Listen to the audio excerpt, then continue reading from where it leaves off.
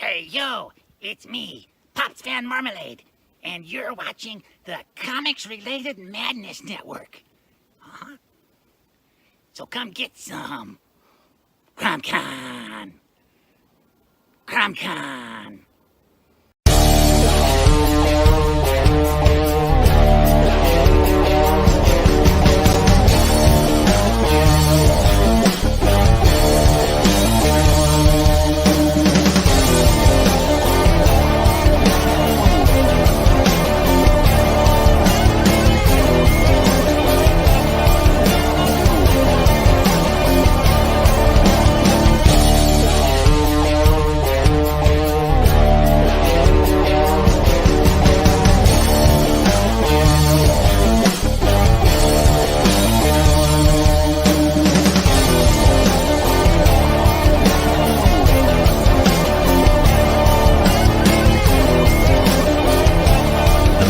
Entertainment Group presents the Madness Comic Network with original programming and additional comic-related content. Hey, we want to shout out to our sponsors, Daytona Beach Comic Con. If you are a fan of comic books, if you're a fan of comic book conventions, and if you like meeting comic book creators and getting comics and comic-related stuff, then you need to make your plans to attend Daytona Beach Comic Con. This year's show is September 7th and 8th. Silverline will be there, so you should make your plans to be there too. We'll see you there. If you like comics and find yourself in the Orlando, Florida area, doesn't everyone come to Orlando at some point in time to see the House of Mouse? But when you're here, you need to make it a point to visit Coliseum of Comics, especially the one on East Colonial Drive. They carry Silverline Comics, even a limited edition Coliseum of Comics version of our comics. So, when you go, be sure to ask for Silverline Comics and tell them we sent you. OCD stands for Orlando Collector Deviants. OCD, Steve and Trish, they're a family of geeks who promote geek things, particularly those around the Orlando, Florida area. They're big supporters of Silverline, and we think you should be supporters of theirs too. Go give them some love. If you are an independent comic book maker and you need to get your independent comics made, you need to look no further than Kablam Digital Printing. They print our books, and they do a bang-up job. They're not only trusted by Silverline, but many, many independent comic book makers.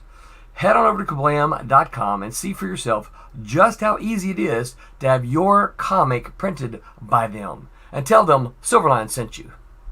Hi, this is Tim TK, host of That Silverline Show on Tuesday. Join us at 11 p.m. Eastern, 8 p.m. Pacific every Tuesday night as we discuss pop culture and the joys of making comics. Hi, I'm Barb Kilber, co-host of Silverline's Wednesday Wham. Join us each Wednesday nights as we discuss comics, literature, movies, and anything else that may catch our attention. I'm Roland Mann, and I host Silverline's Silver Sunday. Join me every Sunday at 8 p.m. Eastern as we make mine Silverline.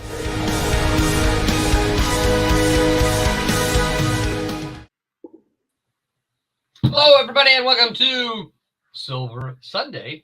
This Sunday night on Wait. June 26th. Who's that guy in the middle? Woo. Who's that guy? Hey, that's me. You haven't got your glasses on, have you? Get your glasses on. I don't need them.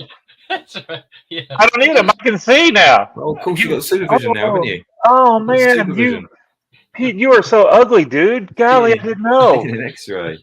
I did not know. Oh, I'm so sorry, man. Oh. Pete probably, I'm sorry, Ron. he's been gone so long, he probably doesn't realize what you're talking about. Oh, I had cataract surgery. Yes, I know. You had the supervision thing. I do read the messages. It's good to see you, Pete. I didn't get all that. You were very panicked about it. I don't know what you were so worried about. Because I'm a big. I was going to say a bad word. Worst case, you had no vision, which is where you were starting with. Best case, you can see. So yeah, it's a win-win. Yep. I still got to do the left eye, but other than that, it's a fabulous thing. You're just walking around banging anything on the left-hand side. Push. Pete, is that a critical comment on his inking? Well, you said it, Roland. Well, mate. Look, Pete, check this out. So even the left eye, I still have to have glasses for. Even the right eye is 20. Oh, Let's say you 20, have a 20. monocle. So yeah, look, no, look. Here's my glasses. Monocle. You should do that. Yes. I'll get a monocle. Dude, you got to Just get a leave the left. monocle. Just leave the left eye, so you can just wear a monocle. That's sophisticated. That is so cool. would be. You'll get a that lot would be more the respect cool at work, I artist think. thing. If you I would. wear I would. No, how about I just get the other eye fixed and we'd be done with it? Mm. Well, Royal Airship says hello, Silverline fam. What's up, Well, yo? I interrupted the intro, Reynolds. You got to start over again. Start. Oh, Today's Wesker says hello, Sunday. Big Tommy. What's up, Uh-oh. Bruce? He's coming to us from Mississippi. So, all right. So, Fruit Bat's already asking questions. Random question for Tommy: how much wood could a woodchuck chuck if a woodchuck could chuck wood? I couldn't even say that. I think the answer is. I think I know the answer to that. 4. 42. 2. I didn't pull the other hand up yet. You got 4 and it's 2. Yeah, see, a Royal Airship says monocle and a top hat. thank you. And a top hat. That would be good. That would And he be also cool. says, though, Tommy, he assumes that your work will look 50% better. It is. Have y'all seen the last couple of pages? They turned out pretty good. We live in hope. So, Tommy did interrupt me. It is Yes, I did. I'm June sorry. 26, 2022, the year of our Lord, and we have been rejoined by Mr. Peter Clinton. Say hello, Pete. Hello. So, Pete has entered daddydom. Yes. Yes, I have. And how is that going so far for the folks out there listening? Well, for those interested, I'm very tired. Well, you were going to be up at this hour anyway, so you might as well come on the show. It is approaching the time where she would wake up. So, yeah, Mummy can handle that. Actually, Mummy handles the night stuff anyway, because I have to get up to go to work in the mornings. Okay. Well, that's how it's meant to be. I do find myself at 4 a.m. in the morning doing everything. Because Mummy's very tired and doesn't want to get up. But then I do escape for a few hours during the day. But yeah, everything's fine. Good. She's still alive, so I'm doing something right. Yeah, that's right. There you go.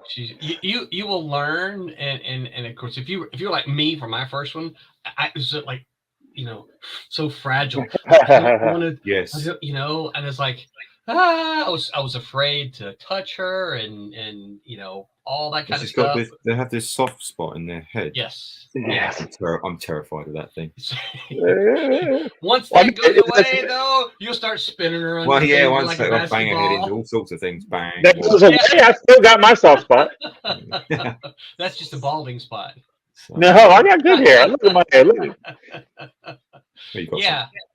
Yeah. So that I think I told you once before. To me, or for BJ and I, her favorite part of both of our kids were when they were very little. When she was holding them and rocking them. For me, I liked it when they became toddlers and could run around and I could do things like wrestle with them in the floor and get more interactive. Yeah. Yeah. A little bit more interactive. Well, this is good. They do things. Yeah. That's right. At the moment, she just poops and eats again. Yep.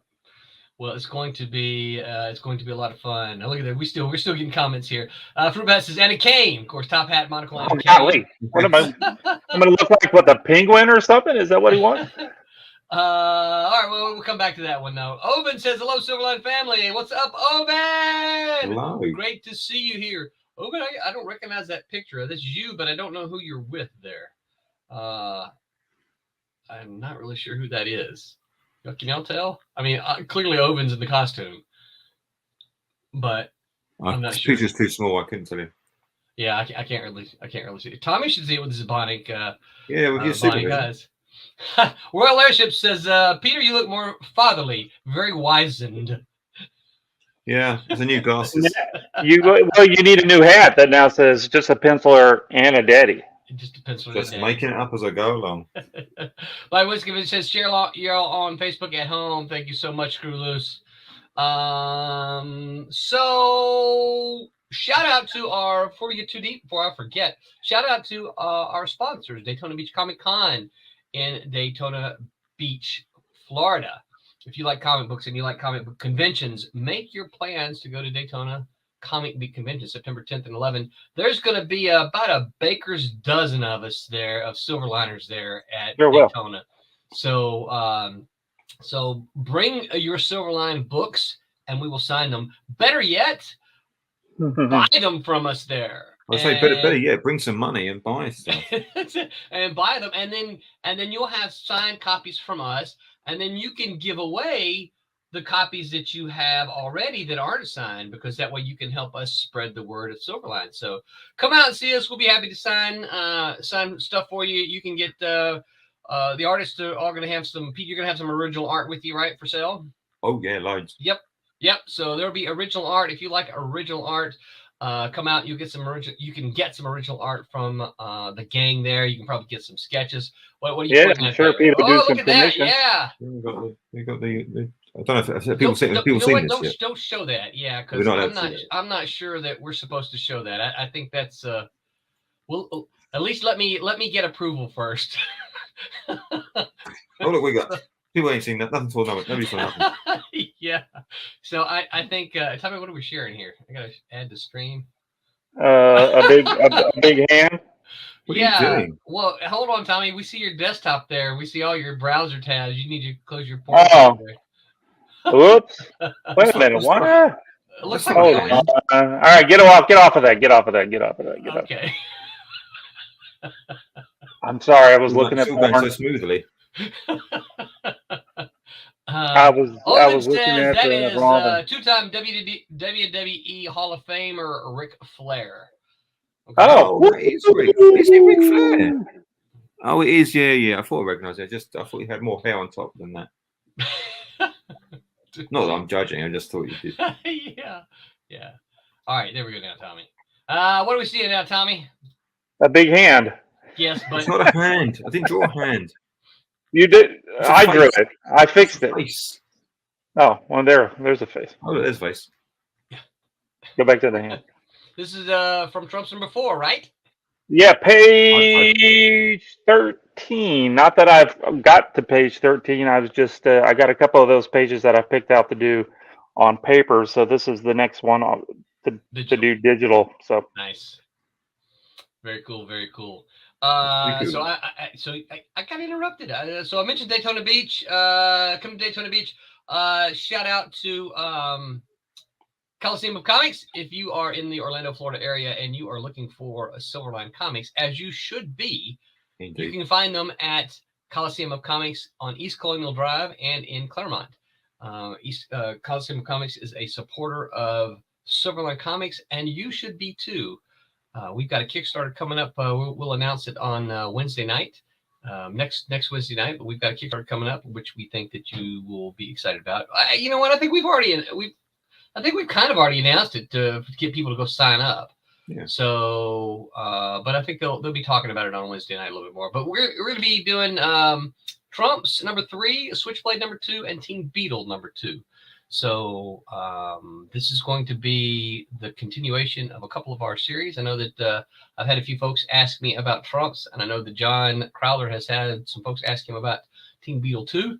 So this is the opportunity to get those, and we're just they are all. This is the next to last issue for all of those, because Trump's is 4 issues. So this is number 3, and you can actually see Tommy there working on number 4. Switchblade and Team Beetle are both 3 issues apiece, and so this is the 2nd issue, and so they are 2/3 done and 3/4 done. So we are almost going to put 3 more series to bed. So our launch date is July 7th. So make your plans for that. Orlando Collector shout out to Orlando Collector Deviants. If you like fan stuff, you should follow Orlando Collector Deviants, because they are a family of geeks and nerds, self-proclaimed, that they go do all the comic shows in the Central Florida and a little bit further than that. And they get to show you what's there. If you can't make the show, they're going to show you what's there. They do interviews, all kinds of cool stuff. Follow them and see all the cool conventions in the Central Florida area. And then, of course, last but not least, shout out to Kablam, who prints all of who prints all of our comics. And if you are an independent comic book maker and you need your comic printed, you should reach out to Kablam because they can take care of you. They've been doing it for what, Tommy, 15 years now? Longer, right? And You're asking me to do math. I don't do math. I don't know. It seems like we've been doing it forever. So okay, so at least 15 years. So they've been doing it for a while. And here's the thing: anytime I always tell people about Kablam, the thing I say that one of the reasons that I like Kablam, not only they're just the top-notch printing, but and of course it doesn't hurt that I know both of them for a long time. Tommy's partner is Barry Gregory, but here's the cool thing about Kablam as a printer: these guys, they make comics. Barry and Tommy both, they make comic books. It's not just a job for them. They go in, we're printing because I don't make comics, but no, there's like printing. Hey, we know what comics should look like and we're going to print them. And that's one of the things I like about it. So they've got you could say their quality control is top notch because they are very particular. And that's good to have when someone's printing your comics. We try our best, and I appreciate you saying that. Thank you. Mm-hmm. All right, so tonight it's random question night. Oh yeah. This is how it was. Yeah. Yeah, Tommy's got Pod Deck ready, but look, well, Pod Deck is just a thing that asks you random questions. Okay. So, but first we're gonna start with, let's see, Royal Airships has already got one for us, and he directs it to Tommy. So Tommy, you gotta. Okay. You got to answer it first, but Pete and I'll answer it also. He says, if you could remake any older movie, say pre-1970s, which would it be and why? Pre-when? 1970s. Like before you were born. Yeah, and right when I was born, basically.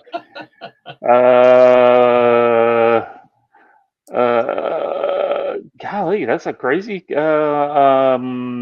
you have anything offhand, Roland? Because they've remade almost everything over and over again. Yeah. So, go ahead, Pete. You got something? Invasion of the Body Snatchers. I remember seeing that in black and white. That was cool. I don't know much more. I mean, I probably do know pre-1970s films, obviously. You do. But I couldn't tell you them off the top of my head. What about She Devils on Wheels? Oh. Well, wasn't there? There's the I like those B films. The giant woman. What was it called? Tommy might do Scum of the Earth. Oh, Scum, yeah, right. I don't even know when that movie came out. So the joke to that is, Pete, is that when Tommy and I were both first starting off, we did some B-movie adaptations, not together. Tommy did one called Scum of the Earth. He inked that one. I can't remember who was the pencil. I still have pages. I still have some pages of that left. Do you really? Yeah, I'll let you have one, Pete. You can have one when we see you in Daytona. What are you going to have those pages for sale in Daytona? Well, sure, of course. I bring them with me every time I go out. I've only got a handful left, and those are some of them. They look really good too. I'm surprised how that was some of my earlier work, and they look really nice. So, yeah. And of course, same thing for She Devils on Wheels, Pete. It was a 1968 Herschel Gordon Lewis, the guy who did 10,000 Maniacs or whatever that was. Did you ever see that one? Also a B movie. Nah, you're not missing a whole lot. Basically, She Devils on Wheels. The storyline was it was I can't remember the storyline. It was an all-female motorcycle gang, and they basically chewed up, spit out men, and I think the story was that they got a new girl in, and part of her initiation was she had to. I think she had to kill a dude or something like that. I don't remember exactly what it was now, but. The funny thing about that was, so I did the three issues of an adaptation, and listen, this is one that I never tell anybody about. It's just, this is one of those that, when people ask you what you did, I never, ever, ever mention this book. But the funny thing about it is, so we did it. It came out. It sold well enough that the publisher asked me to do a second one. And of course, my response was, "Oh my gosh, you got to be kidding me! There was a second movie." He goes, "No, you can make this one up." You can make up. Okay, so I wrote a second 3-issue story, and as I was writing it, I asked the guy. I said, "So hey, can I kill any of the characters?" He goes, "No, you better not, because this is based on a real female motorcycle gang." He goes, "They live down in Florida. They'll drive up and kill you." Well, no. Good to know. So I didn't kill any of them. But the question was a movie to remake it. So Yeah. you think we ought to remake? No, I'm kidding. I'm kidding with it. I was doing all that to waste time, to give myself time to think. I still can't come up with it. I would love to see someone try to do a really good remake of the Thin Man movies. Y'all ever seen the Thin Man? What ones? The Thin Man. The Thin Man. Yeah, those are they're comedies. They're really, really, really good. If you haven't seen them, I highly recommend them. They're just funny. The comedy is just so subtle. It's basically he's a detective who keeps trying to retire, but his wife wants him to be a detective because she finds it exciting and invigorating, and so she always wants to pal around with him, and he's always doing things like putting her in a he calls her, "Come on, mama." So they'll get into a cab, right, and then he'll tell the cab driver where to go, and then he'll get out on the other side, and the cab will take off, and she'll like because she wants to go with him, and because she sees it as exciting, and he's like, "I just want to retire. I don't want to do this anymore." So it's really, really funny. My fear would be, of course, like all remakes, is that they would ruin it, because those first ones, there's a whole series. I want to say there's like 5 or 6 of them. But if you're gonna, you should start with the Thin Man. You should watch it, Pete. Really good stuff. All right. I've got an answer. Okay, what's your answer? It's not a movie, and I have to start to tell a little bit of the story. It's whenever we go and visit Renee's, my wife's parents, they're always watching old westerns, old Western TV shows and stuff. Gunsmoke. And I did not realize that Gunsmoke was the longest running show almost in existence. And it's what like 20. Somebody's gonna say how many it is. It's 20 some odd seasons. That thing kept going and going, and there's thousands of episodes of this thing. And so they're always watching it all the time, and we keep talking about the characters and stuff, and you're like, well, are these characters ever together? No. I think a good Western would be kind of in the Gunsmoke kind of genre would be kind of fun. I think they're always pretty good, and you're watching them, and that was before those were early. Well, of course, because they were going on for 20, 30, 40, 50 years. Yeah. That was back in the 60s. Gunsmoke kind of cheesy, westerny kind of stuff. Did you watch Gunsmoke? Pete, have you ever seen any of the Gunsmoke shows? I've seen a bunch of them, yeah. When you're here, we'll watch Gunsmoke. Ride bikes and watch Gunsmoke. Ride bikes and watch Gunsmoke. So it started in 1955 and ran for 20 seasons. The last episode aired in March of 1975. Yeah, the one guy, the one with that had the limp. You remember what was his name? Festus. Yeah, Festus. I did a whole bunch of research on it because Renee's mom was wanting to know. And he would forget that he had a limp. He started and he was like, that was the worst thing, because he was a character actor. He was like, that was the worst thing that I ever did, was decide to make my character have a limp. Because sometimes he would forget and he's walking around, and sometimes the limp would be on the wrong leg. And so we watch it all the time. And I'm like, Renee's mom and I are like, when's he going to do the wrong lip? We can't wait to find it. Yeah, just hundreds of episodes of that show. Yeah, that would be a good one. I think. Do you think that like The Mandalorian had sort of the feel of a Western? Yeah, it I sure think, did. I think all Star Wars are westerns. Yeah. Wait, That's what they are. I seem to remember an episode where we talked about it, and Star Wars was science fiction. It is a science fiction, but it's a western in space. Okay, I can buy off on that. Yeah. That's what it is. So I've been rewatching Serenity with Firefly with what a great show. Yep, with Brett, and it'd been several years since I'd seen it, and I had forgotten how much of a western feel it has. Yeah. Yeah, even with the belts and everything. Yeah. So yeah, he's enjoying it. Of course, Nathan Fillion is very young. Speaking of Nathan Fillion, I had forgot, y'all, that Nathan Fillion was in Saving Private Ryan. Oh, was he?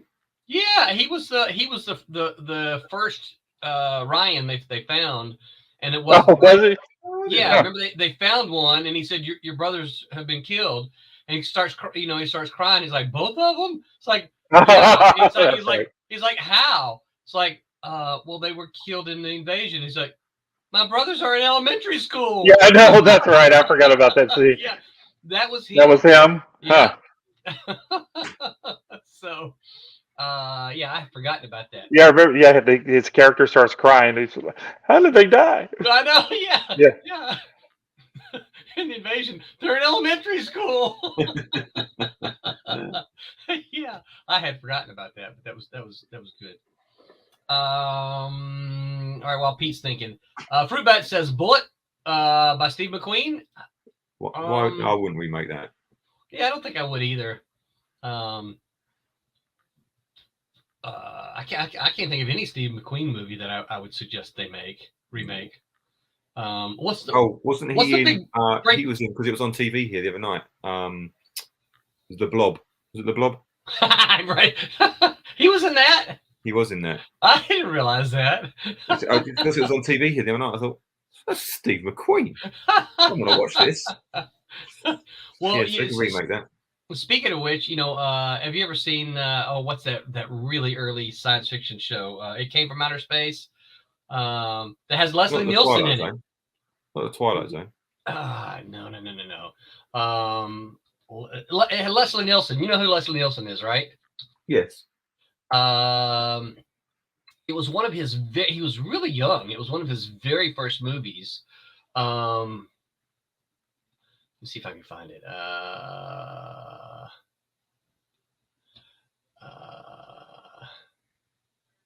Forbidden Planet. That's the one I was trying to think of. Oh, guess he was in Forbidden Planet. Yeah, that's right. Yes, yeah, it's a classic. It is a classic. Yeah, I wouldn't remake. You could remake that. I think they did remake that.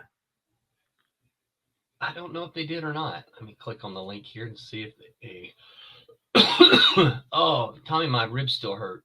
Oh, I'm so sorry. Don't tell Pete. He won't want to go bike when he comes for a visit. He doesn't want to go bike riding. Yeah, I don't see. Canceled remake. Pete says they were going to remake it in 2007, but they got canceled. Oh, I thought they did remake it.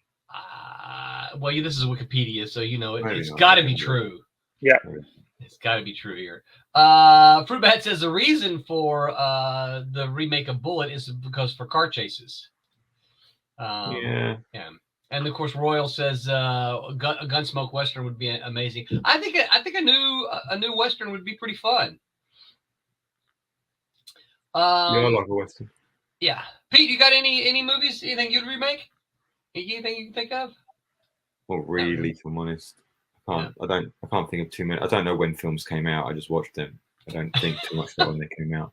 And I can't think much past the 80s for film, unless it's James Bond, but then they get made every couple of years anyway. Yeah. I would like if they made a Twilight Zone again. I don't think it would be as good, but they try every now and again, don't they? Didn't they? They did. They had what's his name? Jordan Peele did it. Yeah. To do what now? Which one? The Twilight Zone. They redid the Twilight Zone. Oh, they redid the Twilight Zone. Yeah. I haven't seen any of those. I didn't see them either. I didn't either, which is probably why they're not still going on. Yeah. Nobody watched it. We didn't support it. It's our fault. Yeah. I really like the Twilight Zone. But I'm also a fan of short science fiction.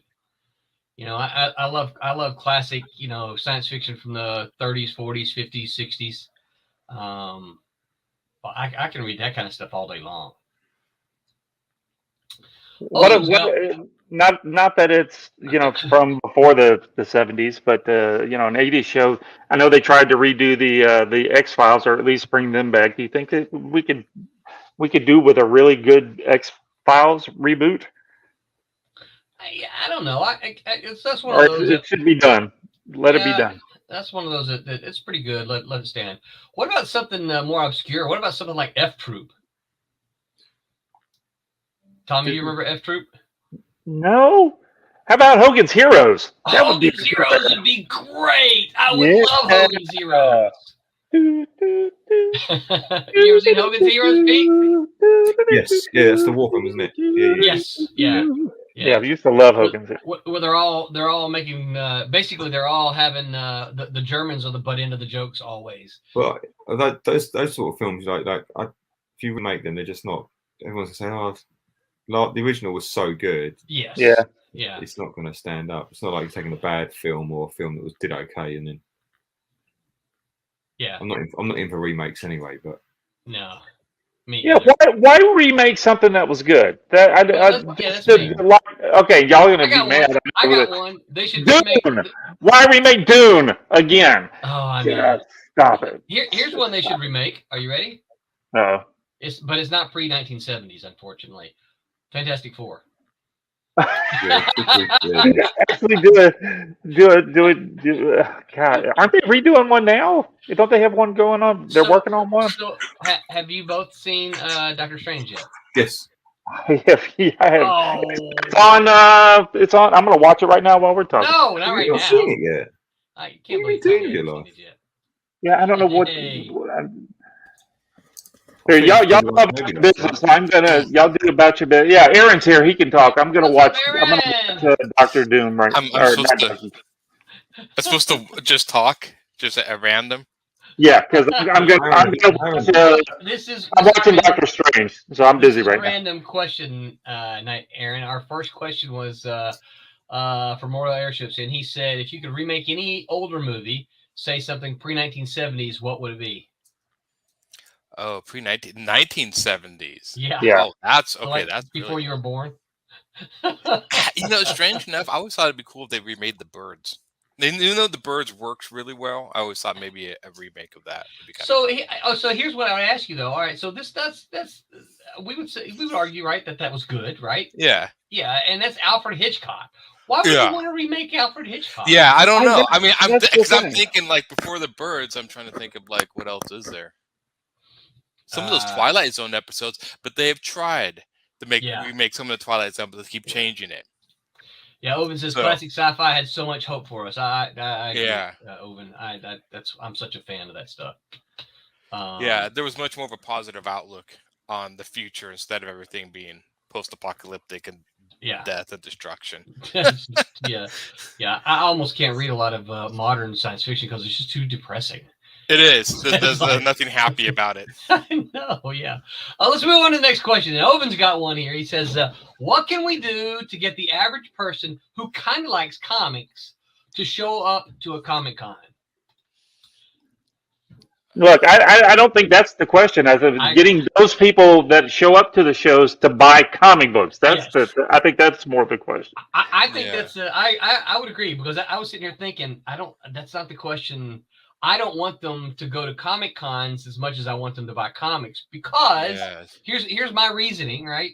My reasoning is if they buy the comic books, that will increase the likelihood they'll be interested in going to the conventions to meet the people who create them. Right. Especially if there's a collectability factor that they fall into. Yeah. Yeah. So otherwise, you're just trying to convince them to go spend. The problem is, now this is one of the reasons, of course, we love Daytona Beach Comic Con, is because it doesn't cost you an arm and a leg to get in. Someplace like MegaCon can Yeah. Hey, what did we see? The costs were like $120 for a day. Or for the whole thing? No, it was. I remember it was $57 for one day, which is still kind of outrageous. I mean, maybe I'm old fashioned, but I mean, Oh, I find that incredibly outrageous. Yes, it's high. Because not only that, right? So it was 57. Because I remember a guy sent me the text. He says, "I'm not coming today because," and then he sent me a screenshot of the ticket prices, $57 for a Sunday. Right. Well, the thing that's so frustrating about that is they should let you in for $12 on a Sunday. Yeah. Well, not only that, but once they end up paying that amount, they don't have any money left to buy your crap. No, well, that's it. That's part of the problem with the big shows like that is that Tommy remembers this. Okay, so there was a show in this can't be right. MegaCon 4-day pass says $414. No, that can't be right. Because I don't know anymore. I would say like that can't be right, but then maybe it is. I don't know. That sounds more like San Diego kind of prices.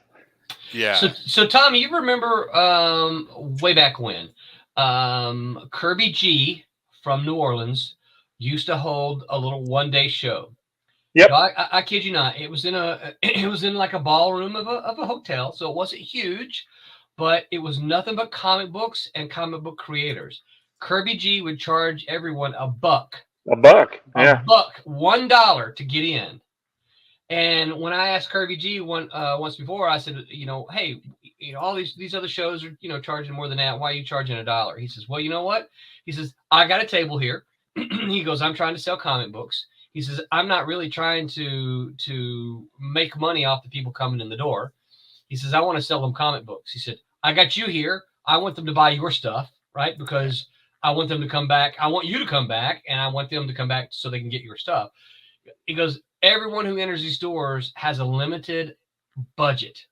If I take all of it from them when they enter the door, they're not going to spend any of it on the floor. He goes, if I take $1, he goes, if a kid comes in and he's got $40 to spend, and I take 20 of it, he's only got $20 to spend with me and you. He goes, if I take $1 from him, he's got $39 to spend, and he's going to go spread that around. So that's, and I think, Olo, the show in Orlando, run by, OCD, they've kind of got that mentality as well. Daytona Beach Comic Con, he's got that kind of that mentality. He would rather get you in the door and get you spending money with the vendors as well. So, here we go. Oven says, he said, I paid $60, but that's last minute Saturday. The earlier you get your ticket, the cheaper. But that's just for one day, right? Yeah. So $60 for one day. So think it's a 4-day show. So see, I wasn't far off. $60 times 4. That's $240. That's $240 for a 4-day comic book convention. That's nuts, right? It better be a big convention, because if you're able, some of these conventions, if you can go through that thing in one day, that's not worth 3 days. Yes. Yeah. San Diego's worth it, because when I went there, I mean, it takes you forever to get through that. I mean, there's a lot to do. Yeah, there's a ton to do. But I've seen even the one we have up here, Rose City, is big, but you can go through that pretty well in one day. And people do 3 days, and I'm like, and they come back the next day, and I'm like, still the same stuff, at least at my table. I mean, I hate to be the bearer of bad news, but there's not much has changed. But, Royal Airship says this. He says, hey, at Three Rivers, we had a good number of repeat customers. And that's one of the things I think about a smaller show that I kind of like. So you guys remember when we had JC on, right? The guy who's going to take his lawyer bar next month, right? He came up to me because I met him at a 3-day show. So he came up to me on the first day, bought a copy of Trump's #1, went home and read it that night, came back the next day and bought a copy of Trump's #2 because he said, hey, and he also bought Trump's #2, and he bought Cat and Mouse 1 and 2, I think, or maybe 1, 2, and 3. Okay. But he bought the 1 issue, and then he came back and it's like, hey, I liked it. I want to try more stuff. So, there's that. I don't know. I mean, maybe it's just because I'm standing behind the table, so You see the same people. I see the same people. I get. You know, I'm like, okay, I've been here one day. Even though I'm selling my stuff after like day 3, I'm like, okay, even I'm kind of done. You know. Yeah. Well, like, I want to go home. I get that sometimes. Well, that's what Roland knows because we do a lot of shows together. Roland's always like, "Where did Thomas go? Where did?" Because I get up and I start wandering around and start trying to find something to do. Yeah. One of the problems that a lot of our local I shouldn't say a lot. Some of our local shows have it is they I love doing a local show. So let me say that if you happen to be one of the local folks and you're listening to me, don't mishear me. But sometimes one of the problems is they keep the doors open too long. Yeah. Right. So you go do a 1-day show and they're going to get, I'm just going to make up a number here, but let's just say that they're expecting, 400 people to walk through the door. From 10 o'clock to 7 o'clock is too long. You don't need the doors open that long. 10 o'clock to 4 o'clock is probably more like really what you ought to do, because that gets them in, gets them out, and the people who want to be there can do it. But one of the things that I know that Tommy's probably thinking of some of the same shows I'm thinking of. One of the things I can think of some of these shows is that by 4 o'clock the crowds are done on a Saturday, and you stand there and just look at each other. You're from 4 to 5 or 4 to 6 whenever they close. Yeah. I don't know how everybody starts doing that slow close. Yeah. I had heard about your slow. No, that was an accident. I didn't do that on purpose. Yeah. I slow opened back again when I realized.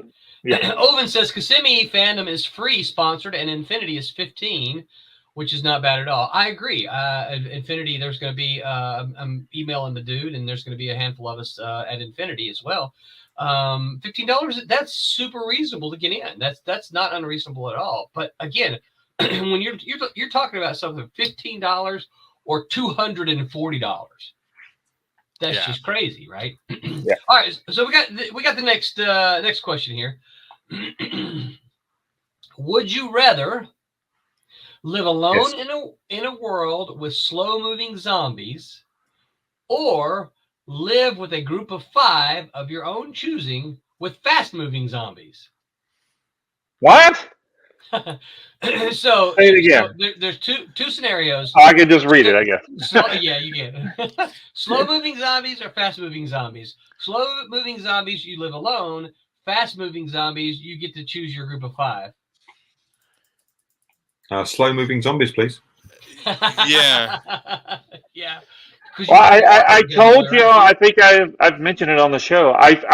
We figured out the solution for zombies. Just tie their shoes together. I mean, if they're not smart, right? Now, if they're smart, then they're not really zombies, I guess. So we're talking about the typical zombie where that's trying to eat your brains or whatever, that kind of thing. Yeah, just tie their shoes together, and then they can't do anything at that point. So, yeah. Now that's his official answer. That's my scientific opinion. Yeah, that's it. Yeah, just tie their shoes. We never thought about it. You're always trying to figure out, well, if the zombie apocalypse happens, what kind of building I got? Don't just tie their shoes together. Tie rope around their feet. They can't do anything at that point. They're just sitting there going, oh. I was reading this week. There's a guy who works in the morgue. He does that with dead bodies. He ties their laces together. Oh, really? Just in case. Just in case. Oh no. That is not a bad.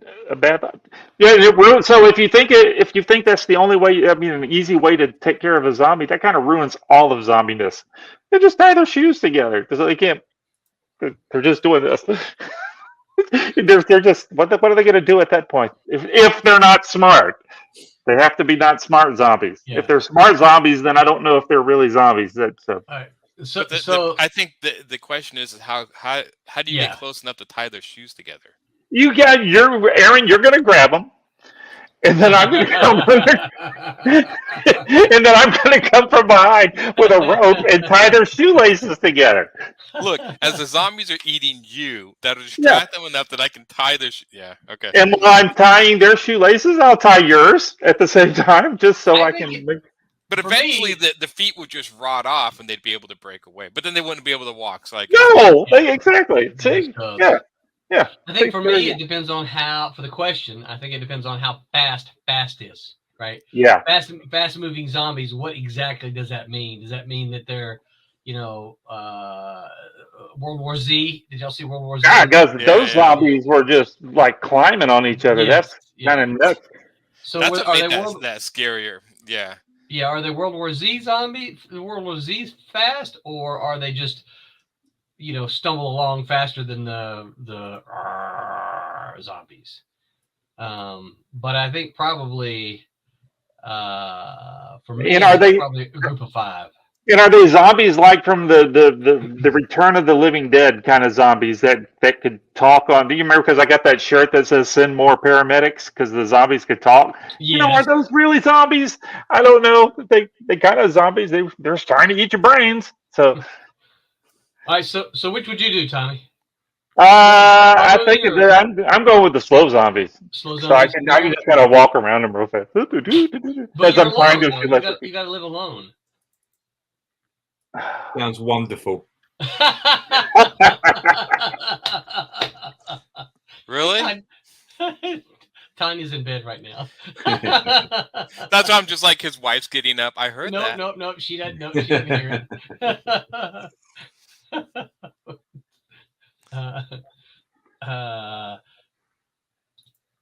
How come you didn't name Brett Hugh? Who's Brett Hugh? Why didn't you name Brett Hugh? Oven says, "How come you didn't name Brett Hugh?" Your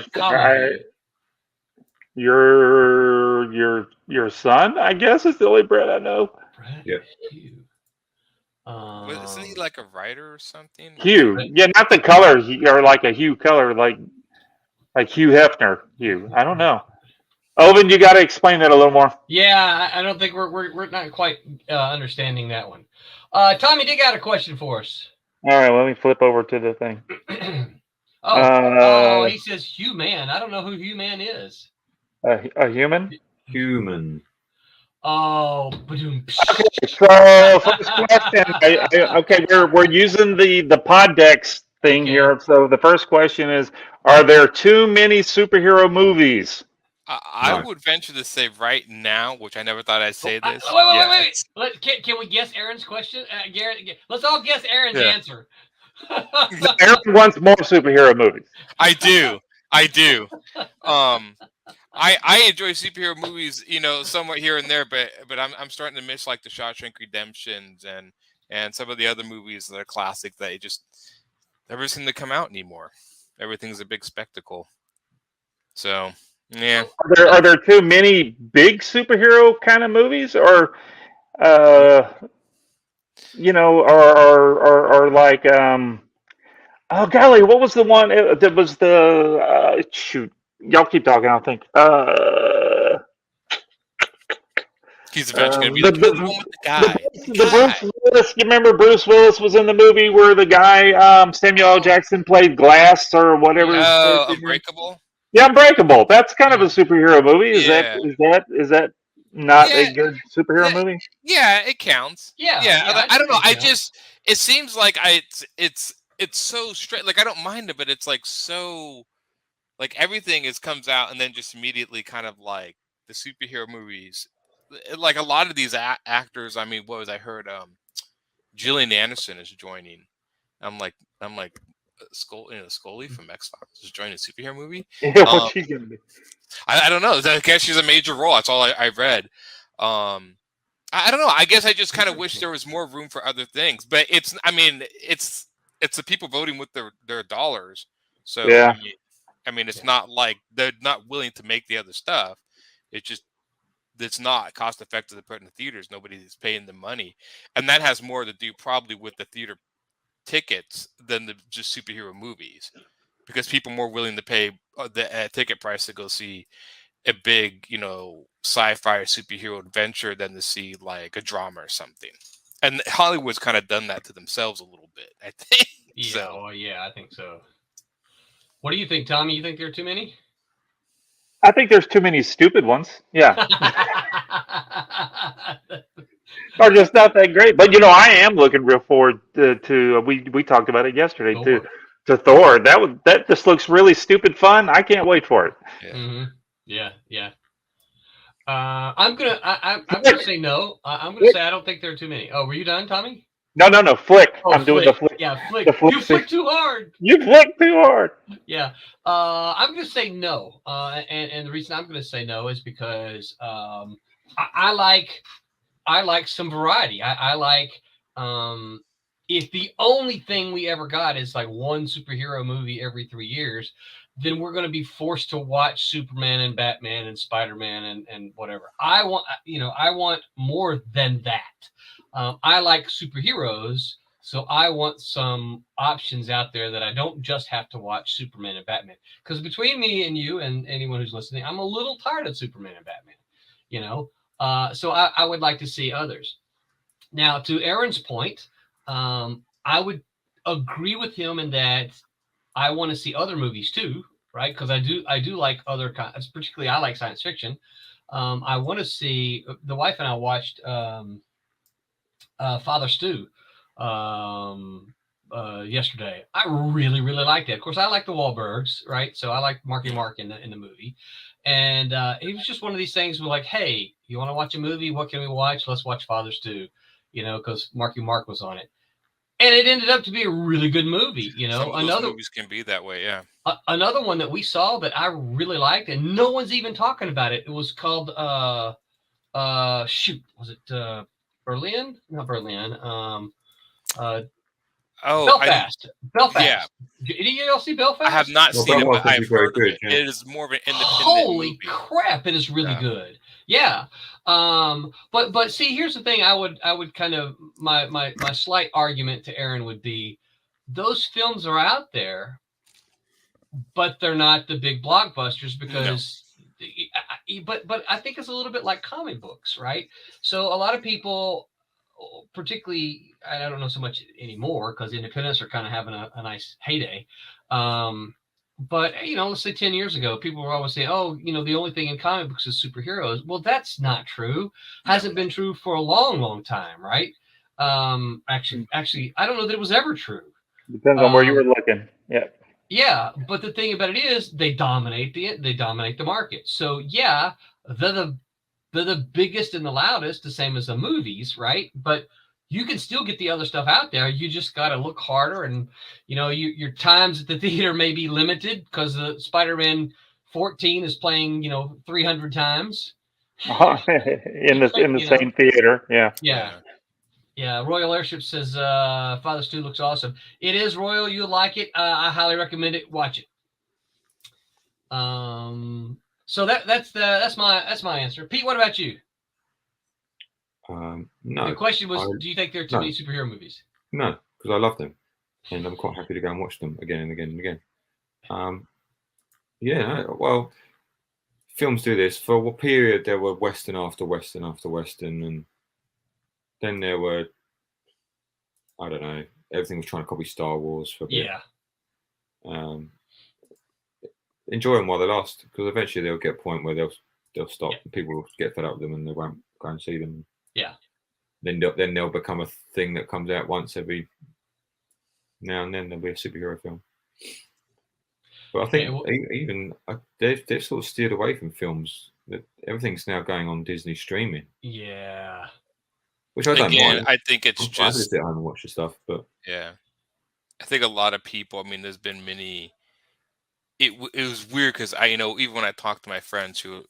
You want to see this? Oh, I guess I can just wait till it comes on streaming. The fact that the turnover rate is so fast. I mean, like they just put the Doctor Strange on there like a few weeks ago. Now, back before streaming, even when you were in like the DVD era, it would be like maybe 3 months, 3 or 4 months for a hit DVD. Like now, months.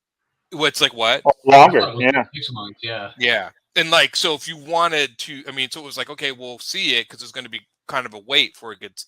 But now it's like literally like once it's done in theater, like the next day, boom, because of digital. So it is, and it's I don't know the politics, but it does seem like there's a form of like theaters fighting with movie companies in some way. I think they got a taste these people, I think a lot of these companies got a taste of what it would be like to control their properties to go to streaming, and of course, like all the money you pay for like Disney Plus goes straight to Disney. They don't have to split it with the theater, and so I think there's a lot of politics kind of going. Now, I wouldn't even be the first to explain that, but I have heard that there's politics with. I mean, like Disney, I know will strong arm certain theaters if they show certain movies or whatever, and so there's been that. So streaming is kind of weird. I mean, I do think it's different that there's so many ads in movies. I mean, when I was a kid, you'd never see advertisements, and now there's like tons of ads in movies, which I find a little. I mean, it's not saying it's bad or good, but it's just different. I've never. You mean like before the movie? Before the movie and stuff like that, yeah. There was never that when I was a kid. It was like just it was like maybe 1 or 2 trailers, and then it was the movie. Now it's like 6 trailers and a bunch of ads, and then almost like 30-40 minutes into the film. Yeah, it's kind of So I'm like, okay, wow. So. Yeah. All right. Next question, Tommy. Get back over to Mr. Poddex. If a superhero dies, should they stay dead or have a successor? If a superhero dies, should they stay dead or have a successor? I could see them having a successor, but I think once they're dead, I don't know. I mean, the only one that I really know that I think should have stayed dead just because she's getting annoying is Jean Grey. That woman, I swear to God, can never stay dead. I mean, talk about like poor Scott. He's like, she's dead, she's not dead. You think no wonder he went and dated the White Queen. He was like, forget it. This woman keeps dying on me. You don't. So, yeah, Superman. That was obviously not going to happen. Yeah, you saw a scam on that all the time. You knew that was a gimmick. The one I actually really thought would stay dead just because he was almost written to be that way was that Robin. I think was it Jason, the one that died? I can't remember. It wasn't Tim Drake. It was one of them. And I really thought he'd stay dead. Then he came back as like the Red Hood or something. And I was like, oh, okay, he's not dead either. That was the Robin that was beat to death by the Joker. Oh, so, Todd. Jason Todd. Jason Todd. Yeah. Okay. Yeah. I knew it was something Jason. It's been a while since I read it. That one I actually thought, and they did bring him back, but they got the Lazarus Pit. So I'm like, okay, I guess that kind of explains it in a weird way. I've accepted in comics. No one stays dead. Yeah, which kind of takes all like oh wow, that I can't believe they died. I think some of them should just to keep the impact that it's a life or death scenario. I think there are some accepted that should never come back, and that's basically Uncle Ben, isn't it? Yeah, I mean, if he came back, that would completely undo the reason why he became Spider-Man. Yeah. Reasons, yeah. I know sometimes they bring back Gwen Stacy as a clone. She's another one that should stay dead. Yeah. It motivates him. I don't know. Yeah, it was weird. Like, yeah, I kind of like, especially with the Gwen Stacy one, because it was like it kind of was like that one time he couldn't save everyone. Yeah. Yeah, there's certain ones they killed. They killed Alfred recently, didn't they? Oh, did they really? Yeah, that's a bit gutting. So I think, but you accept superheroes because they're superheroes. They come back. Normal people, you think, well, they can't come back. Normal people don't come back. So how does Alfred come back? I don't see how they could bring him back. But, I can see. Especially like we were talking about Gwen Stacy, the fact that it was such an impact to, and like Uncle Ben, to bring them back would be to undo the point of that story, the trauma. And I think that's kind of important. Not to, but I know. I guess the superheroes die. I guess it makes a little. I mean, how are they going to come back? I mean, they're going to. But I'm trying to think if there's any superheroes that actually died and stayed dead. Now I'm actually thinking Captain Marvel.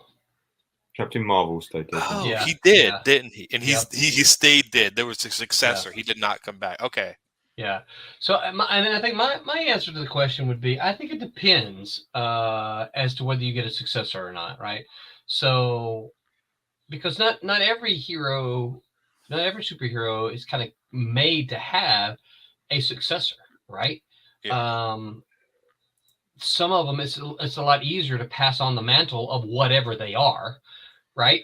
I mean, if Martian Manhunter dies, okay, well, Martian Manhunter's dead because there's not another Martian Manhunter, right? Nobody could take up that mantle. No. Right, yeah. So I think. Well, is this who I think it is? No, there's a Miss Martian, isn't there? Oh, is there really? I'm not aware of that. She's a white, she's a white Martian, but she wants to be good. She's in the Teen Titans, I think, or something like that. Oh, I missed that. Is this who I think it is? The biggest problem with superhero movies is lack of caring what happens to the hero. No one believes a popular superhero will remain dead. Jerry says that. I think that might be Jerry Bingham. I was going to ask you. Yeah, we got to get Jerry. We got to get you back on, man. You should be you should be on talking about this stuff with us. The thing is, no. No. Oh, not Jerry Bingham. Well, Jerry, we're glad you joined us anyway. Yeah. I mean, so do you guys agree with that? Yeah, I do agree with that. Should remain dead, because this is one of the reasons. I mean, the idea in a story. I mean, I always use Die Hard. I mean, it was one of my favorite movies. The reason you're so into that movie is because he's a normal guy and he could die. I mean, at least he's. I mean, right. You know, but superheroes, knowing that they want to make more, knowing that the hero's part of a franchise, you know, and there's money involved, yeah. Right, and they can't take that out of it. So it does take the lesson. I mean, it's like, you know, is Batman gonna die? Well, no, of course. No, this is one of the prequels. Like, I watched the Obi-Wan, and it was. I mean, it was good, but again, since it's a prequel, it was he's not you already know how it's gonna come around. Yeah. Kind of took all the out of it. It was. I mean, well done. I mean, I never thought in my lifetime I would see Star Wars TV series that looked like the movies. That still blows my mind. I know. But again, it's like we know what happened, so yeah. Yeah, and I think there's a lot of that, but I also think there's a lot of that same thing in comics as well. Is that you know, no one really believes that the popular superhero is going to remain dead. So yeah. All right, next question, Tommy. Who's the most? Let's skip that one. Oh, let's skip that one too. This is all superhero stuff, huh? You want me to go? Okay, we'll switch subjects. Let's go to. I picked some weird ones. You don't want the dirty ones, so let's get away from no dirty ones. Let's keep it. Icebreakers. Icebreakers could be good, yeah. What in your life do you feel the most grateful? Oh, Pete should go first. Yeah. Oh, toughie. I mean, this Thanos figure I've got is pretty awesome. Now we're getting into some deep questions. Yeah. Now you know for sure Tanya's not listening. Yeah. I've got some pretty awesome Lego, I'm not going to lie. Yeah. Oh, yes, family, obviously. Uh-oh. Jerry said we just chased him away. Why? Why, Jerry? Why did we chase you away? No.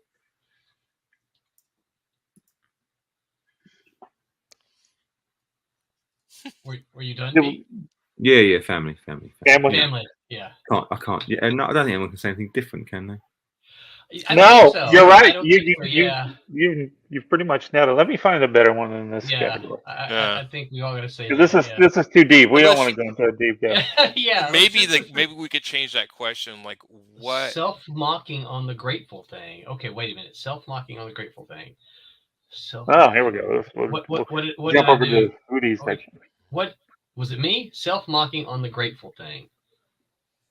I don't know. Because I'm not sure either. You're in trouble. Jerry's mad at you. I know Jerry's mad at me, and I'm not sure exactly what I did. I'm sorry. I'm absolutely. I think we're absolutely all grateful family. That was kind of the bottom line for. I mean, I was thinking like, what? Maybe change the question. Like, what are you grateful with modern comics or toys or something? Because I will say that, you know, me being like even like a toy collector, somewhat of a toy collector, I'm pretty impressed by the engineering that has been able to happen to some of that stuff.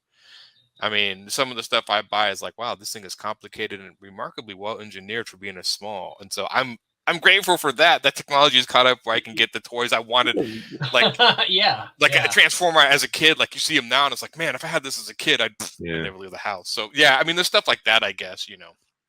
Yeah, that's a good direction. I'm going that way. I'm grateful for all the modern technology that we've got that makes it so it's so easy. Oh, look, the computer just went crazy. To be able to come up with the comics is not that it's easy, but as easy as it is now compared to 20, 30 years ago when it was just so grueling drawing on paper and then scanning I'm it. grateful technology's made it that it's easier to add color and not break your bank. Yeah. Yeah. There's that. Yeah. Yeah. Yeah. Yeah. Yeah. I think technology in general, because I know that, well, I mean, even just the other day talking about Tommy's eye surgery. Yeah.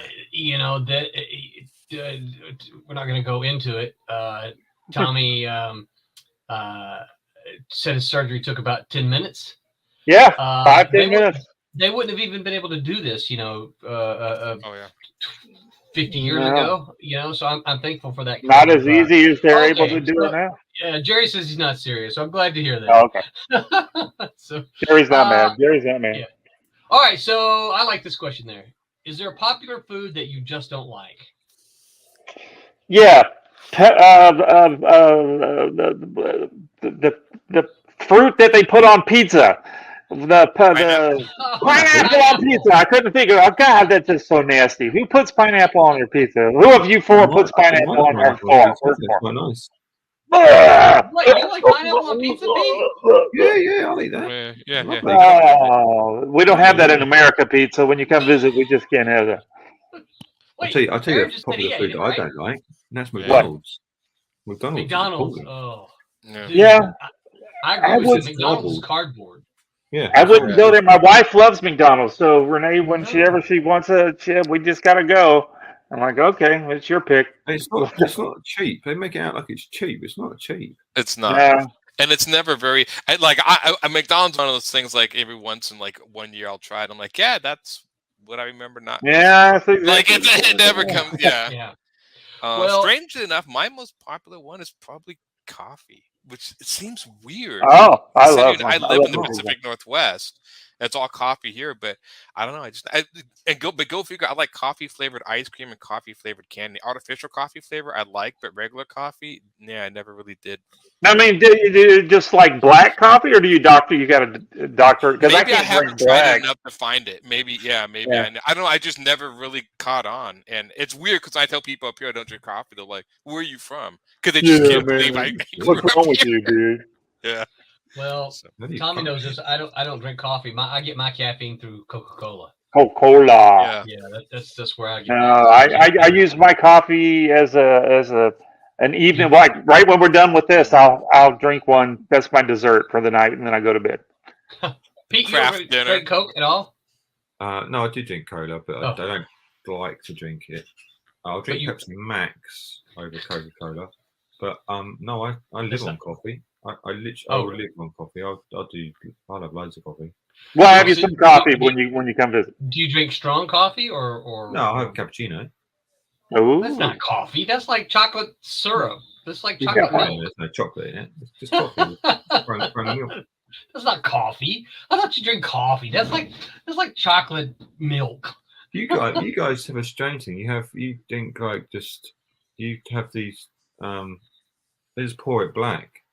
Yeah, that's my grandparents. They just living in. Yeah. Well, it's funny. I can remember my dad saying, talking about the way his parents drank coffee.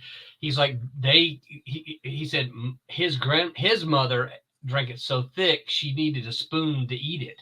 I don't think that's true, but I Fruit Man. He says craft dinners, I think is his. Then he says barf. Said good coffees, dark roast may change your mind. And this cappuccino is not chocolate milk. Okay, whatever.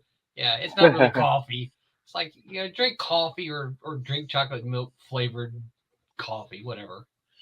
Do like cappuccino, yeah. Yeah. I guess for me it would probably be Probably sushi. I know a lot of people. What? Yeah, I know a lot of people who like sushi, and I might just like, I like fish, I like seafood, but sushi, nope. I never could get into it either. I don't know. People love sushi. I don't know. Yeah. It just, especially when I go to the some of the restaurants and they'll have like 4 pieces of sushi and then pay like $20. I'm like, God, okay, Jesus, what is it made of? The blood of the gods or something? That's gold leaf in it. Yeah. It's just like fresh fish. It's like, I wouldn't mind cooked.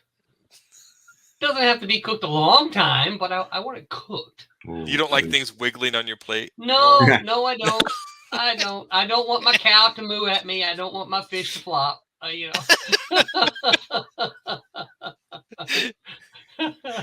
always thought that. I always remember joking. I always thought that would be, I don't know, mean, but like if building McDonald's right next to a cow pasture. Oh, and add windows so you can see the cows hanging out in front of you. I mean, I don't know. No, it'd be like if you go to give a seafood place with a lobster, you pick your cow. Oh, that'd be terrible. Wait. Yeah. That one's got a real nice innocent look in its eyes. I'll tell you. Yeah, I know. I went that one right there. The one that's quietly chewing. You hit that one. The one that's running. That's the one that's running. That's the one I want. Speaking about the cow murdering, did you know there's a machine that hugs the cow just before they kill it to calm it down? Yeah. Did you know that? I did not know machine. that. You know how they kill it, right? It gives them a hug before they kill it. I did not know. I think that's really nice. Yeah. You know how they kill it though, right? With a hammer. Well, a steel rod. Yeah, it's a big thing that goes in their brain. Yeah. But it's instantaneous. I mean, you wonder if they're. I'd be curious if this is another reason why calming it down. The hug it. I don't know. That almost be like taking somebody to death row. They basically march them into death. Yeah. They do realize what's going on, and they start panicking, and the hugging the thing calms them down. Well, I mean, as dumb as it is, they still before they give people lethal injections for they still swab their arms. Yeah. I mean, they swab the arms with alcohol. I'm like, yeah. You don't want them to get sick. Come on, get sick. Aaron. Golly. Come on. Bit of compassion, Aaron. Jesus. I know. Yeah. I can't be treated like a human being before you. Yeah. All right, next well, just in case it didn't work. Fried or grilled? Oh man. Oh. I know for me. Grilled, and I think I know grilled is better, but I still like fried better, I guess. I think, strangely enough, that almost goes with. I know this is weird from like north to south in America. The further you get south, the more everything's fried. Because up here, we do have fried things, but more grilled. I would say more grilled up here than fried, definitely. Interesting. Yeah. I think grilled's a little healthier, isn't it? It is. Yeah. It is. I think it also has to cut. Well, I know that you have fried fish. Yeah, I'm trying to think. Like most things. When we go by places doing barbecue, whatever, not that barbecue up here is anything like the South, obviously, but it's always grilled. I mean, I see more grills than deep fried. Yeah. And I'm really stopping to think, yeah. And I don't know if that's just a cultural thing because it's not like a lot of people in the South don't move up here and then nothing's fried. Because it's weird. Move. Yeah. Because, my friend Summer's from the South, and she's like, well, yeah, we have chicken places like McDonald's. Like up here, we have hamburger places, and we have like maybe one Kentucky Fried Chicken, 1 or 2 around here. I mean, you go down south, and it's like Church's and Popeyes, and they're all over. And so it's just a complete switch. And I was like, oh, okay, that's interesting. So, yeah. Yeah. Pete, grilled or fried? Grilled, I think, maybe. Yeah. Depends what it is. Yeah. I think so, yeah. I'm like stupid question. Moving on. I'm going to answer before we move on. I'm like Tommy. I think fried. I like fried better, but I probably eat way more grilled stuff than. As I have gotten older, I've started to eat more grilled food because I know the fried food is clogging my arteries. So I don't eat the fried chicken as much as I do. I try to go for the grilled chicken. but I don't like it as much. No. And I think go ahead. Sorry. As you can tell, me get another question. Fruitbat says Fuddruckers actually had a cow hanging on a hook in the window as you walk by to order. Okay, they got points in my book. For those who don't know, Fuddruckers is a burger restaurant. Don't want you in any doubt as to what you're getting. Yeah. That's pretty good. Oh, this is dumb. Next question. Okay. Oh, you want me to go back? All right. No. What is your most prized kitchen gadget? Okay, next. My wife. Yeah. Oh. I approve that answer. Yeah, that's how you know that she's not listening. One kind of cheese again. What would be? If you could only ever eat one kind of cheese again, what would it be? Halloumi. Halloumi. Halloumi. Halloumi. Fried halloumi is amazing. I don't know what that is. It's some pepper jack with some spiciness to it. Yeah, probably pepper jack for me. Yeah. That's good stuff too. Yeah. Tommy, you searching for questions? Ghost hunters. Yeah. We'll switch to some. This is an interesting one. Please. Do you feel ghost hunting has more to do with science or spirituality? It has more to do with drumming up ratings for terrible TV programs. I will say that obviously it has the original Ghost Hunters. Did that? They did do that beforehand. My friend read books by them that before they ever got a show, they would legitimately do this as a means just to try to discover it. So they're probably the only ones that are remotely legitimate. Before they started the show, they were not made for the show. They had been doing it for years before they ever got a TV show. Those Ghost Hunter guys? Yeah, they've been doing it for years and years. And there's other. The thing I always find because you watch it all the time, I always find it funny that they're demons. It's never just a happy ghost. It's always a demon. And every time, and I've always wanted to ask somebody who does exorcism this. I'm like, have you ever tried to exorcise a ghost and find out it's the wrong religion? Like if you're exorcising, like, oh, it's a Shinto ghost. Too bad, doesn't work. Like, how do you always know it's connected with my procedure didn't work? Like, what if it's like Buddha? Not, I don't know. I always feel like, why are they always connected? So, I do think the evil thing is more the spirituality. Like they're evil, but I do think there is, and like my friend said, well, it's supernatural because you don't understand it, and if you understand it, then it becomes natural. Yeah. So scientifically. I think there is something there scientifically happening. We just don't have the means to always see it and always like identify it. But yeah, the Ghost Hunter guys are actually the most legitimate ones that I've seen. So all the rest are not. No. Yeah. I like to think that there is something to all this kind of stuff. Yeah. But everything that they show you there, this was real. You go, no, it's not. Yeah. There is, after all of, we talked about technology a while ago, but all of the different ways that we can record and see and do, and we have not caught one thing to even prove that there is, a one little thing. But then on the flip side of it, you don't want to say that you don't totally, because then that makes you kind of a heathen, I guess. So you funny thing. I just think, like my friend, we talked about this. He did say, I think there's too much evidence, or let's say evidence or stories that there's nothing going on. There is something happening. I don't know what it is.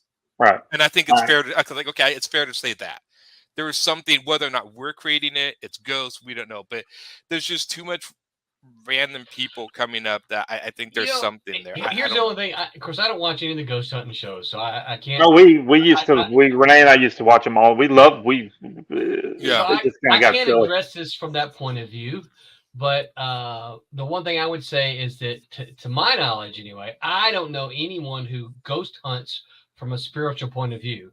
I don't think anybody who's spiritual wants to find ghosts. I think any ghost hunting has to do with the science. They're trying to prove it. Improve it. Yeah. That would figure out what it is. Yeah. Yeah. Jerry says science. The science of psychology. What? Yeah. Yeah. And Ryan pops on. He says, "Roland, you took my advice with pod decks. Woohoo! Yes, sir, we did. Because I had so much fun answering your random questions. It was a hoot. So yeah, we're trying it here. No, I mean, we lived. Roland's the same way. Lived in the woods, basically. Yeah. And, and I've been in plenty of old houses and stuff. And you're trying to sleep and you hear something funky, and I you're got like, those stories to tell. But yeah, I mean, I've seen some stuff that I'm like, but my mind is so crazy already. I'm probably just making it up. Yeah. So, right. Yeah. I'm too tired. I'm asleep. Right. I'm just gonna go to bed. Hey, all right. Yeah. He says he uses pod decks all the time. He does. Yeah. He asked me a bunch of questions. So, Pete, did you have an answer for that one, or? Yeah, it's all about the crap. Don't buy into any of it. Tanya watches these programs all the time. And just we love watching it. We're just very entertaining. They're just really entertaining. Just out of curiosity, do you think the programs themselves are a load of crap, or do you think the whole discipline of parapsychology or para investigation is crap? Yes. Yes. And yes. Yes. And yes. No such thing as ghosts. It make great stories, but no such thing as ghosts. Yeah. And these programs are just they hear a knock, and so that's just you walking on the floor, numbnuts. Right. I can't stand it. Did you guys see the Blair Witch Project?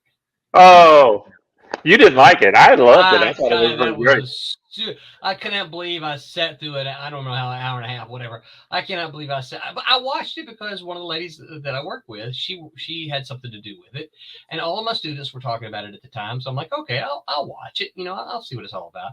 Now I was annoyed throughout the entire film. Right? Did you see it, Pete? It was found footage. It was real, Roland. Did you see it? Aaron, did you see it? Yeah, I did. Okay. So it was real. It was real. It was real. It was just annoying. All she did was whine and moan throughout the whole thing. And then the ending, it ended, and I'm like, wait, that's it? What the stupidest? And I kid you not, I stood up and said, I cannot believe I watched this thing for an hour and a half just for that. That guy had to stand in the corner and urinate in the corner. That's how the movie ended. That was real. That was real, Roland. Come on. And it's not the fact that lady made commercials after the fact. Okay. Oh my goodness. Talked about ghosts. Go on. We don't know. Well, I did the whole. Isn't the? Here's a good one. Yeah, this is a ghost. Play with a Ouija board. Yeah, well, I don't know if Parker Brothers just to play with a Ouija board. We did. Parker Brothers make it, and every time I'm the one that was moving it. Yeah. But a ghost made me move it. Yeah. Okay, next. Do you ever think? Oh, we're getting into some weird ones. Okay, let's find another. Ever encountered a demon? Well, Roland runs. Yeah, Roland writes in this comic book. Yeah. Pete's. I can't say that, can I? Oh, that's right. Oh, here's a good one. If a near-Earth asteroid were on a collision course with Earth, do you think we would be able to divert it? It depends on how fast we can get to it. Could you actually? It would also depend on the mass of the object. If Bruce Willis could be put on a spaceship and get sent out there to it with a drilling technique kind of thing and go in there and bust it up, yes. You just divert it with nuclear. My answer would be it depends on Russia still. It depends on if Russia is still at war with Ukraine. Yeah. Because if not, then we could send all of our nukes up to the asteroid and blow the asteroid up. And then it would just shatter everywhere. Yeah, shatter. Yeah, we need to put we need to Star Trek it. You gotta put a tractor beam on it and just move it a little bit over to the side, so it would slam into the moon and destroy the moon. Well, they say blowing them up doesn't help. What? Why not? Because all you do is create lots of small debris. Yeah. So what you have to do is you have to divert it. You have to knock it off its course. Yeah. Usually, a well placed detonation will. But that again, it would depend. If you get early enough, because you have to get the trajectory. Yeah. A small nudge will put it a long way away. Yeah. Yeah. That's Yeah, why You have to. It would be depend on how fast it's going and the mass. I mean, if it's going, I mean, imagine something massive trying to. I mean, it's like you trying to like say there was a semi truck speeding down the freeway, and Roland was running up to kick it so it would divert it. It wouldn't work. That's sometimes where it comes into. It's like we got to have enough of an impact to divert it. Yeah. Yeah. So. Well, here's the flip part of it. Do you think there's been some times like this that they've not told us about and they had to do things? No, I think you have amateur astronomers out there that would notice. You would think, but maybe it's the flat Earth thing and it's a screen up there and we just don't see what's going on. Well, I know between Mars and Jupiter, there's our asteroid belt. I can't remember the name of it. They actually just think two planets collided and literally disintegrate each other. That's what's between. Yeah, Aaron, your little scenario there. You know what the most common last words of the Southern man is? Hey, y'all, watch this. As he kicks it.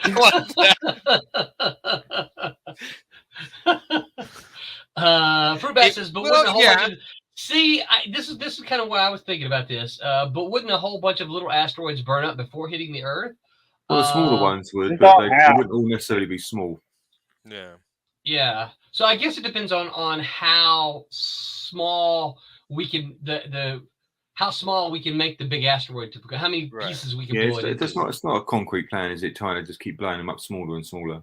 Yeah. Well, I think so the other thing is I think once you blew it up, I think that would divert it off the course, right?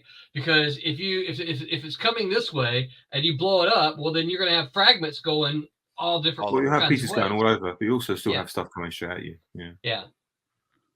I don't know.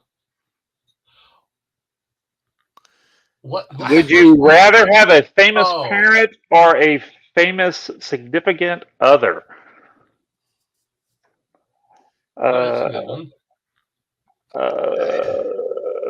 Probably significant other, I would think. I don't want a famous parent. I think I'd rather have I think I would be the parent, I think. Well, no, because if the fame was getting to you and you couldn't, like, if it's a significant other, you could always, as shallow as it is, there's an exit plan to some small degree. With a parent, you're kind of always connected to them biologically. Yeah, but at some point, you might end up with, if they're famous and they had a bunch of money, you might end up with, let's say, I'm trying to think badly. I'm sorry. Yeah, afterwards. Yeah. Yeah, if it was a parent, you would be the recipient of that. Yeah. But it could also be a bad thing. But if you were, your significant other was super famous, then that could cause all kind of. But if your significant other was famous, you probably had prenups. Yeah. So. And I think I would also ask them, what are they famous for? That would be the other question. This is dumb.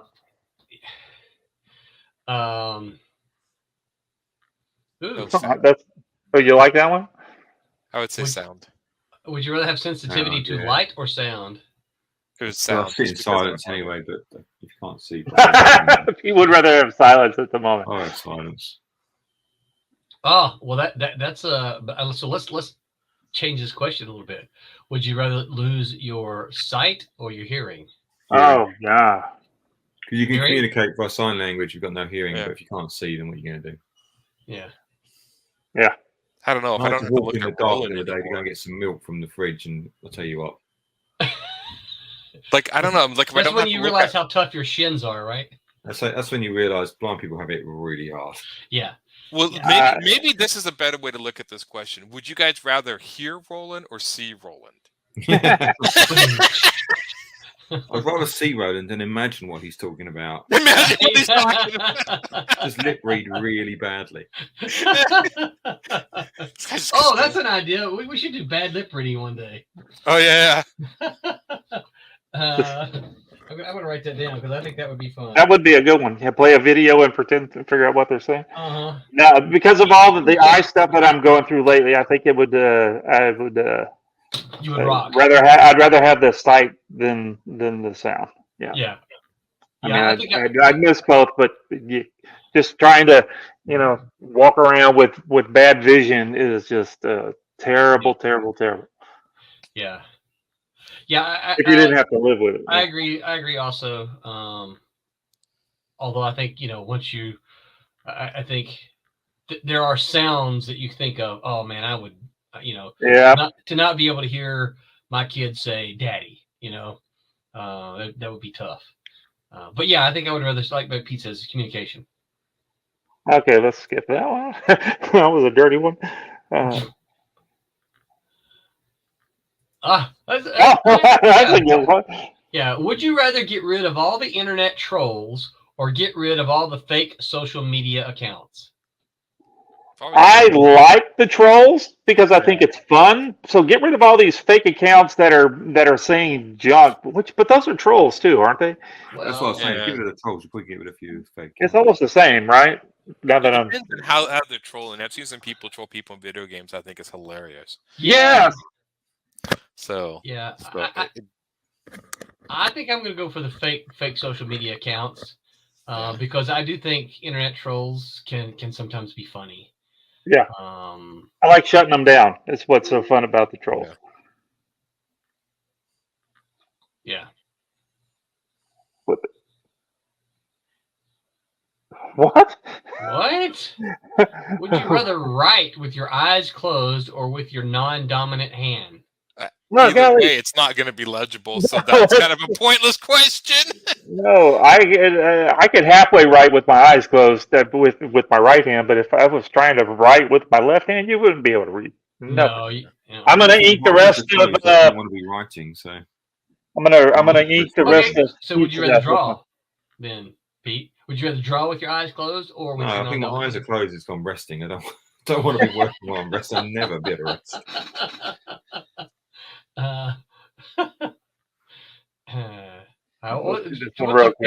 What's the film stuff?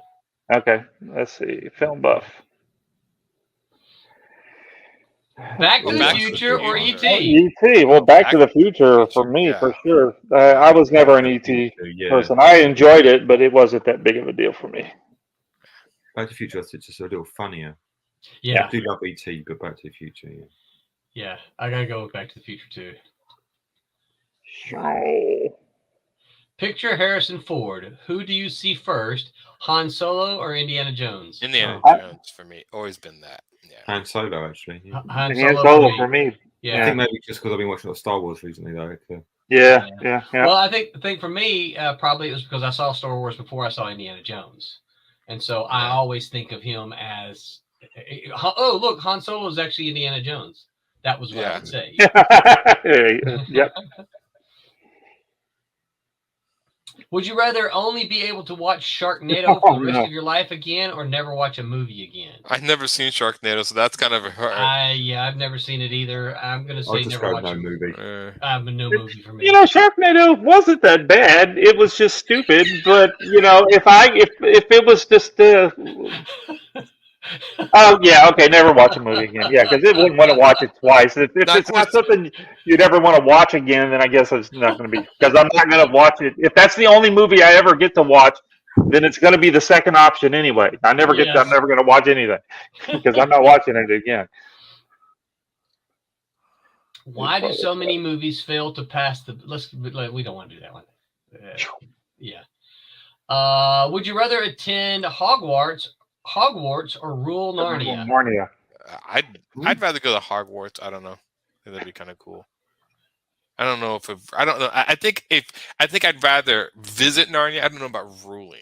Yeah, that's kind of a weird way. I don't rule anywhere. Yeah, I don't think I really got a lot of work. But I'd visit it. I think that would be like, would you rather attend Hogwarts or Narnia? Yeah, that makes the rule part out. I would so rule Narnia. You do. I would so rule Narnia. I guess it's which do you like better, Narnia or Hogwarts? I'm not a big Harry Potter fan, so I do the Harry Potter stuff. Yeah. Alfred Hitchcock movie of all time, best one. Oh, I've never, I don't know them all. I'd have to Google them to see which ones. Because this is some stuff that he's done that I didn't know he did. So I mean, yeah. Well, you go The Birds, and then and then what else? the Psycho, Psycho was the first one that comes to my mind. Yeah. But he did the original, The Man in the Window, the person looking out the window watching Yeah, that was pretty. Oh, pretty Yeah, they've remade that so many times, but he was the first one. Even the Simpsons parodied that. Yeah. Marlon Brando film. Oh golly, I don't know. For me, I would have to say all the thugs. Yeah, it's just going to be a Godfather movie. Godfather, right? thank you. Yeah. Godfather. Oh, Jerry says Psycho for Psycho. It's such a classic. Yeah. Fruit Bat says North by Northwest. Finding Nemo or Toy Story? Well, I didn't lose either one of them, so. Yeah. Toy Story, I guess. Yeah. Even though that movie has aged. Oh, I mean, again, that's what you have to, when you do CGI, man, you look at that movie and it's like, whoa. Okay, that's old. It's aged. That's kind of the bummer about doing CGI. It ages. How much better? Yeah. Would you rather have powers of Mary Poppins or the Wicked Witch of the West? What? That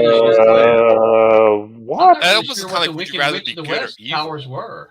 Yeah, I don't know.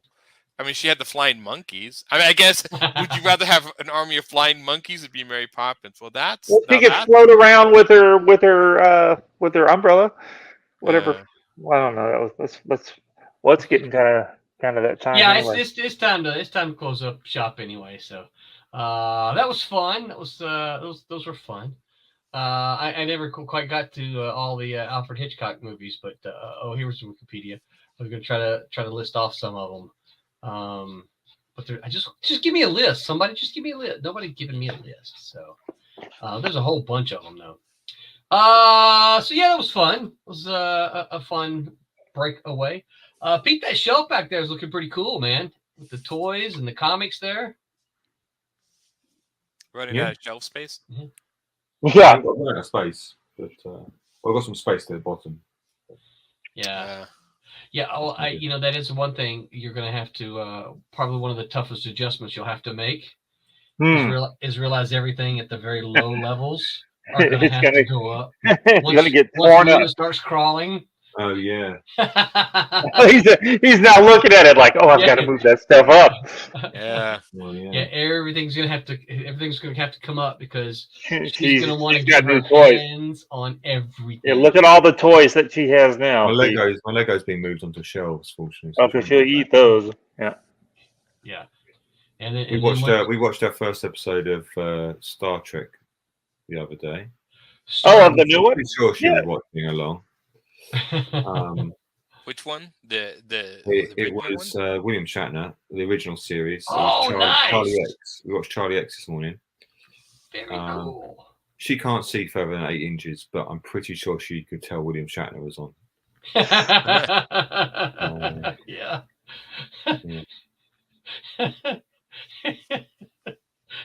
Yeah. Father, please give me I know. some food. There. I the magnificent am William hungry. Shatner. And that's Mr. Spock, and there's Bones. These are great guys. Yeah. Well, this was fun. You guys got any news? Anything we didn't cover?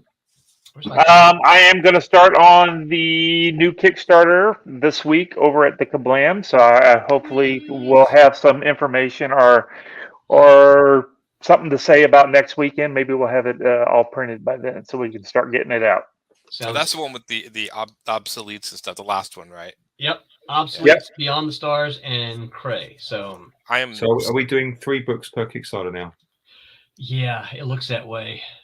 Oh, by the way, you said. I mean, it's one of those things. I think it's a good problem to have, isn't it? Because we're making comics. Yeah. And I noticed there are no number ones. Nope, no number ones in this next one. No continuations. Yeah. So I mean, that gives another, because then you can add on. You want to catch up in the series? Get these bundles. Mm-hmm. Yes. Yeah. So it looks like so the next one has been decided. The one in July, that's going to be Teen Beetle 2, Switchblade 2, Trunks 3. In September. So don't hold me to this yet, right? Because there's still stuff to be done. But there's a good possibility it's going to be Divinity number 3. Yep, Divinity number 3. Brent Larson's new book, Cape Town. And then another of the remix books, the ones that we've been seeing Roberta color, Pendulum. So, and then after that, so we're really close to, so here's the other thing. So we're really close to having Trump's 4 done. We're really close to having Twilight Grimm 4 done. I got to check with John Martin, but I think Friar Rush number 3 is close to being done. And that was the final issue, right? It was only 3 issues long. Yeah, Okay. just 3 issues. Wubba is this close to Cat and Mouse 4. Got just a handful of pages to do, and he's done. Just so close. There's where'd my list go? Silverline Team Up 2, right? Mm-hmm. So we just, I mean, they're coming. And I should have Obsolete's pencil by next month. I'm on page 16.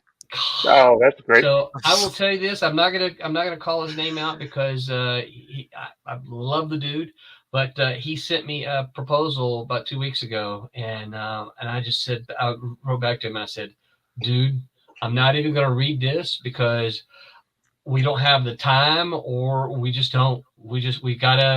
gotta finish up some of what we do. Then maybe we can get back to it. And I mean, this is a guy that I love working with. But I just told him, I said, hey, just hang on to it and we'll go from there. So, yeah, we've just got so much going on that we've got to, can't really take on anything new. I told Jose that. I'm like, you're going to be getting paid issue 2. And he's like, he's inking something else now. I'm like, so you need to quit doing what you're doing there and pay attention to my stuff because me. So did he tell you what he's inking? He's inking. It was not Trump's. What was it? It was Cat and Mouse. Is it Cat and Mouse? Okay. Yeah. It's the so Barb is going to finish up inking Cat and Mouse, the first 1, 2, 3, 4, right? Yeah. And then Jose is going to be inking the next series. New Cat and Mouse. Yeah, the new Cat and Mouse. Okay. Jerry says, "Good luck, gang. Via con Dios." Thank you, Jerry. Nice hanging out with you. Let's see. So and that issue's already done. So as soon as he finished the Obsoletes, I loaded him up with all 22 pages of that book. I haven't seen any yet. I'm assuming that he's kind of been working on them, but I haven't seen any. Not in a big hurry for them because we got to do get 4 done. Yeah, I got to get number 4 done before we can do that one. But so it's a good problem to have. We just we're making comic books. So I talked to somebody the other day, and they were, when I told them about our books. So let me show you guys. Let me see if I can pop it up real quick. I realize we're still live. But are we? I thought we got off. No, we're still live. You know what? We'll close off, and I'll show you guys afterwards. Okay, Tommy. Tell folks where they can find you on the interwebs. I'll go to infernostudios.com. You can find some links there, or just go into the Google thing there and type in my last name, FLORIMONTE, and you'll find me just everywhere, all the places. It's just me everywhere. All the places. All the places. What about you? Where can folks find you on the interwebs? Facebook's, Instagram, all in the Humphreys illustration, or just type in my name, Aaron Humphreys, you'll find me. Excellent. And Pete, so good to have you back, Papa Pete. Oh yeah. Where you can find me in the Google. Peter Clinton Art will take you everywhere that I am. It's very simple. Okay. And you can find me on all the social medias. Look for Roland Man. Sometimes it's Man Roland. And remember, until next time, remember to make mine Silverline. Make mine Silverline. Hi, my name is Sergio Periello, and make mine Silverline.